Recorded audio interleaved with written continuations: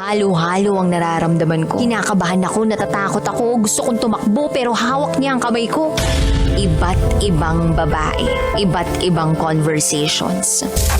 Secret Files. Secret Files. Your story they never knew existed. Tinuruan niya ako kung paano maging isang mahusay na kabit. Yung puso ko parang sinasaksak sa sobrang sakit. Secret Files. Secret Files. Secret Files. Secret Files.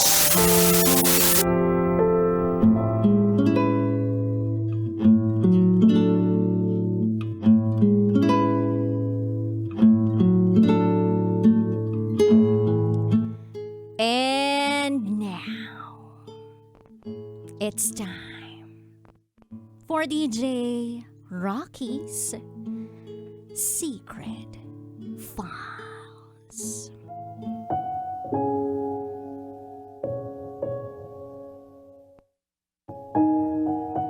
OFW po ang asawa ko. Sa Qatar po siya nagtatrabaho. 12 years married na po kami and may 2 kaming anak. Ewan ko, okay naman nung una. Okay naman yung lahat hanggang sa parang biglang may nagbago.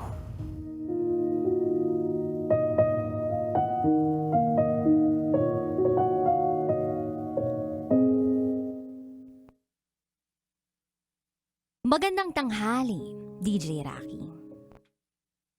Itago mo na lang ako sa pangalang May. 35 years old. Taga Batangas. At ito, ang aking secret file.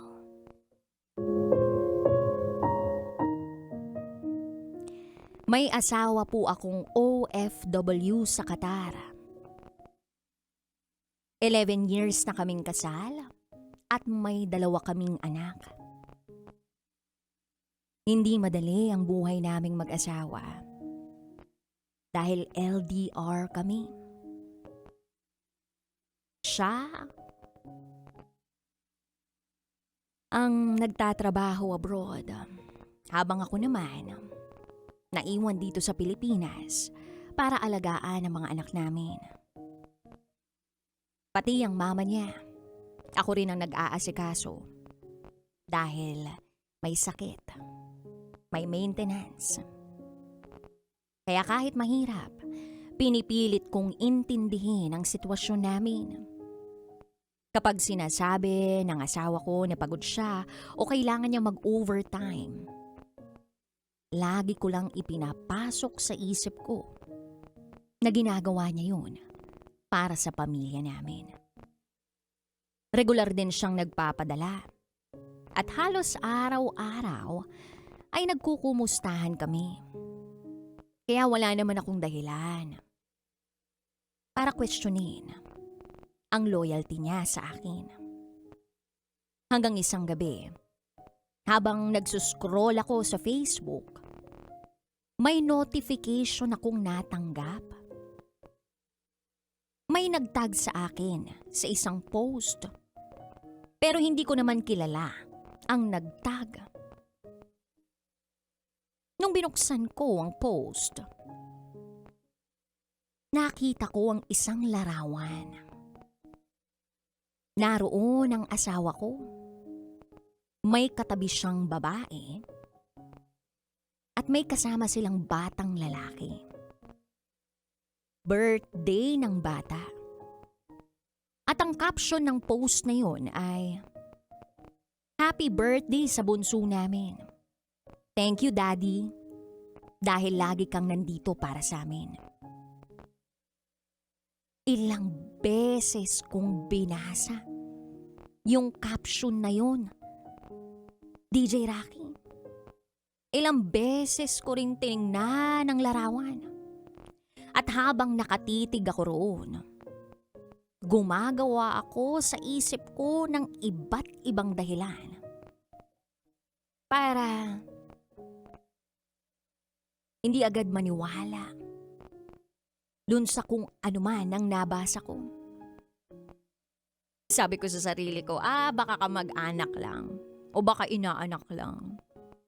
Baka baka may ibang paliwanag naman. Pero habang tinitingnan ko yung profile ng babae, mas lalo akong kinakabahan. DJ Rocky, hindi kasi yun yung unang picture. Nakasama yung asawa ko. May Christmas pictures, may mga outing, may mga simpleng family gathering. At sa maraming litrato, naroon ang asawa ko. Hindi lang isang beses. Hindi lang sa isang event. Na para bang bahagi talaga ang asawa ko sa buhay ng pamilyang yun.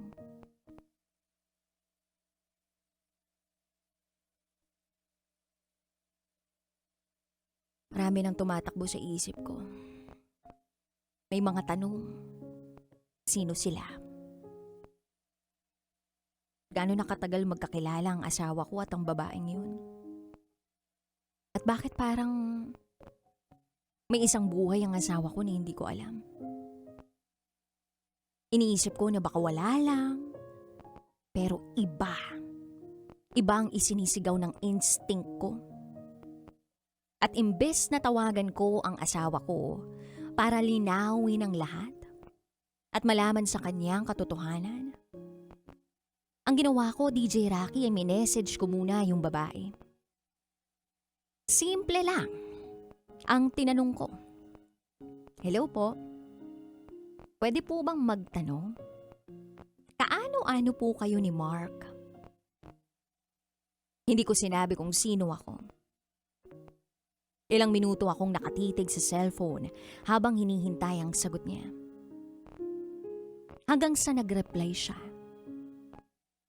At sa isang maikling sagot niya, parang biglang nanlamig ang buong katawan ko. Dito ko na na-realize na baka hindi lang simpleng litrato ang nakita ko. May isang buong kwento pa lang. Hindi ko alam. Ang nakakatakot dito. Hindi ko alam kung gaano na to katagal. Baka wala naman po kasi.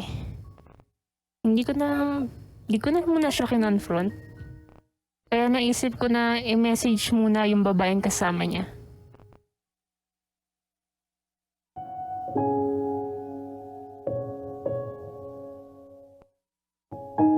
Hindi ko nga po alam kung sino yung mas nakakaawa eh. Ako o yung babae. Yung babae niya. Yung mga anak namin o yung mga anak nila. Ang sakit-sakit lang po kasi.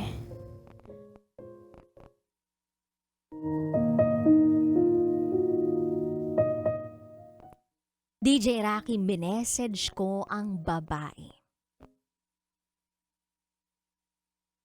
Tinanong ko kung kaano-ano siya ng asawa kong si Mark. At ang reply ng babae ay, partner ko po. Bakit po? Nang mabasa ko ang reply niya, hindi ko alam kung ano ang sasabihin ko. Kaya tinanong ko, gaano na kayo katagal? Yun yung pumasok sa isip ko. Sagot niya, mag-6 na taon na po kami. 6 na taon. DJ Rocky, ilang beses kong binasa yung message para mas pumasok sa isip ko, para maintindihan ko. 6 na taon na pala sila habang ako 11 taon ng kasal sa asawa ko. Habang naghihintay ako ng tawag niya, nag-aalaga sa mga anak namin at iniintindi ang mga dahilan kung bakit hindi siya makauwi. May isa pa pala siyang Relasyon na halos 6 na taon na. Nagpatuloy ang usapan namin ng babae. Sinabi niya na may anak sila. Hindi pa raw sila kasal, pero may plano na silang magpakasal. Doon ko na sinabi ang totoo. Asawa niya ako. Legal kaming kasal. May 2 kaming anak. Pagkatapos kong sabihin yun, biglang tumahimik ang usapan. Ilang minuto ang lumipas na hindi siya nagre-reply. Iniisip ko na baka binablock na niya ako. Pero maya-maya tumawag siya. Pagkasagot ko, pareho kaming umiiyak. Sabi niya, hindi ko alam. Hindi ko alam na may pamilya siya. Dito ko na-realize na hindi pala dapat kami mag-away. Kasi pareho lang kaming niloko. Oo, DJ Rocky, ako ang legal na asawa. Pero may iba pala siyang binuong pamilya. Kinabukasan, tinawagan ko ang asawa ko. Noong una siya pa ang galit. Sabi niya, bakit ka naniniwala sa mga nakikita mo sa Facebook? Kalmado kong sinabi na nakausap ko na yung babae. Pagkatapos nun, natahimik lang siya. Tsaka siya nagsalita. Ang sabi niya lang ay, sorry. Wala nang ibang paliwanag. Tinanong ko kung gaano na sila katagal. At inamin niya na halos 6 na taon na. Tinanong ko rin kung anak niya ba talaga yung bata. Oo raw. Oh. Ang sakit. 6 na taon yung relasyon. May anak siya sa ibang babae. Magpapakasal na sila dapat. Tapos ako, ginagawa ko ang lahat. Maging ayos yung pamilya namin. Ako dito sa Pilipinas nagtitipid para magkasya yung perang pinapadala niya. Inaalagaan ko yung mga anak namin. Tapos may pera pa pala siyang iba na napupunta rin sa kabilang pamilya niya. Iniisip ko na kaya hindi siya makauwi. Dahil busy siya, dahil lahat ng ginagawa niya para sa pamilya namin. Oo, para naman talaga sa pamilya. Pero hindi lang namin. Kundi para sa pamilya niya sa iba.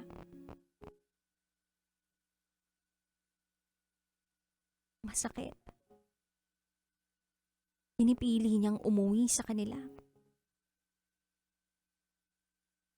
DJ Rocky, halos 1 buwan akong hindi makatulog ng maayos. Hindi ko alam kung paano ko haharapin ang mga anak namin.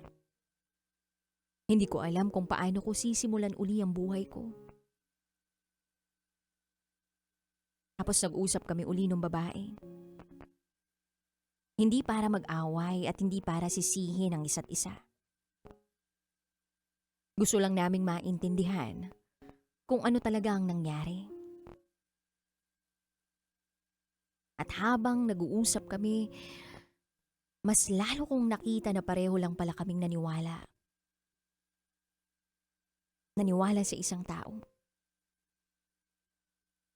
Nagtiwala sa isang tao. Nagmahal sa isang tao. At niloko ng iisang tao. Sa ngayon, DJ Rocky, hiwalay na kami ng asawa ko. Hindi madali. May mga araw na iniisip ko pa rin ang lahat. Napapatanong ako kung paano niya yun nagawa sa loob ng maraming taon. Pero kahit naroon ang sakit, mas tahimik na ang isip at puso ko ngayon. Kesa nung mga panahong araw-araw akong nabubuhay sa isang kasinungalingan na hindi ko pala alam. At DJ Rocky, dito ko natutuhan na hindi pala sapat ang pagmamahal para gawing kompleto ang isang pamilya. Kailangan din ng katapatan. Kailangan din ng respeto. Dahil kahit gaano kalalim ang tiwala mo sa isang tao, kung pinili niyang magsinungaling, darating at darating ang araw na lalabas din ang katotohanan. Minsan nga, isang simpleng post o notification lang ang kailangan para mabuksan ang isang lihim na matagal nang itinatago. Hindi ko man gustong matapos ang pamilya namin ng ganito, nagpapasalamat pa rin ako na nalaman ko ang totoo. Oo, masakit. Pero ito rin ang naging simula para piliin ko ang sarili ko at ang mga anak ko. Kasi sa pagpili kong ito, siguradong kami ang panalo. Ayoko po sana na makipaghiwalay. Gusto ko po sana na mabigay yung kumpletong pamilya para sa mga anak namin eh. Pero di na po talaga kaya. Ang sakit-sakit na po. Mas mababaliw po ako kapag pinilit ko pa yun.